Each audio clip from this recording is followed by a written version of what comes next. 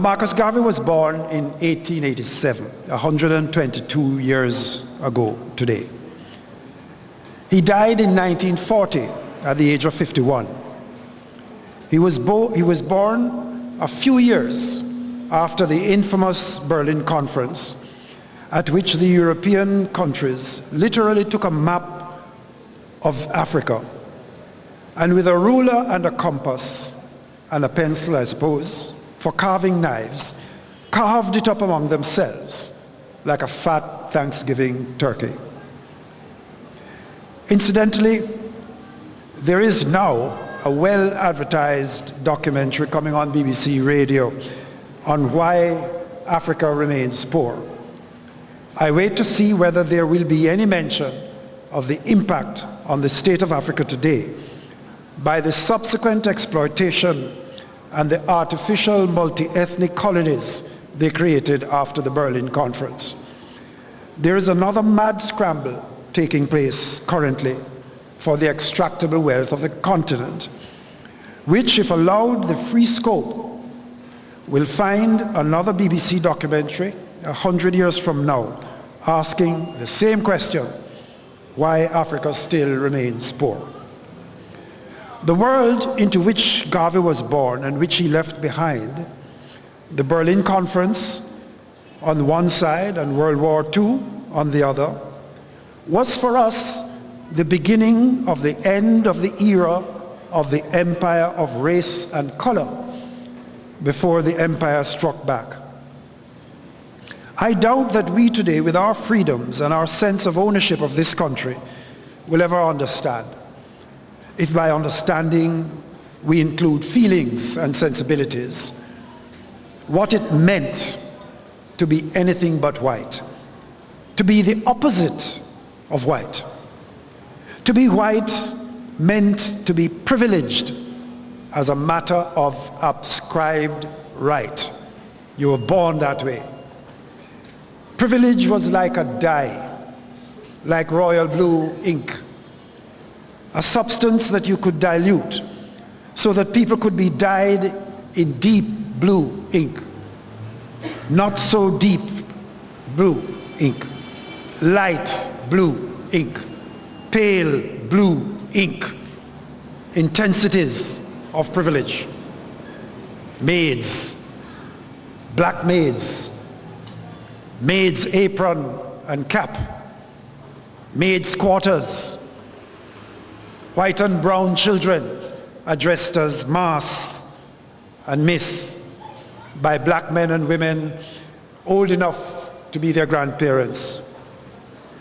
It was this, more than anything else, which Alexander Bedford was unable to stomach when he lashed out against the white wall that was oppressing the black wall, and to maintain which the colonial state acted swiftly to suppress him, the taste of Morant Bay still lingering in its mouth.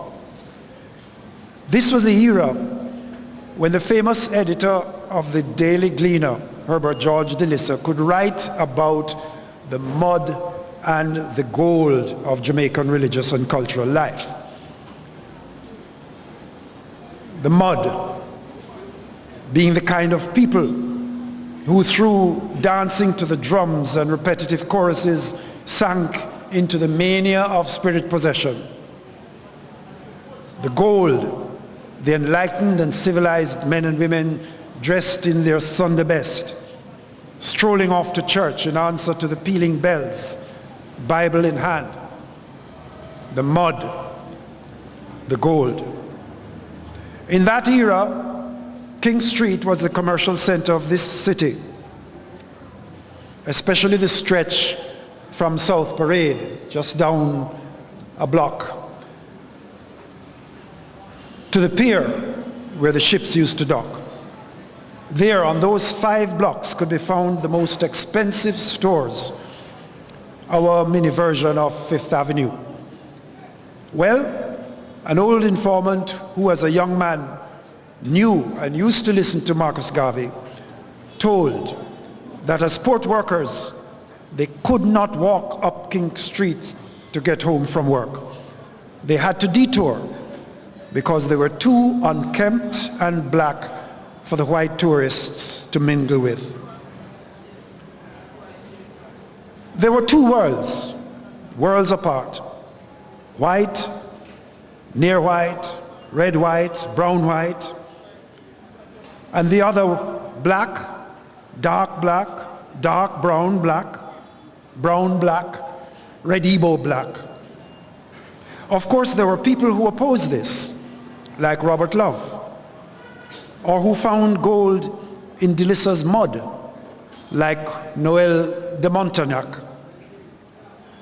But only a youth with no stakehold in the system, no fear of losing anything, but with the confidence in his seemingly, to him, unbounded creative energy, could dare to dream of tearing down the wall, of shattering such an edifice of power and privilege that seemed divinely sanctioned because it was founded on nature itself.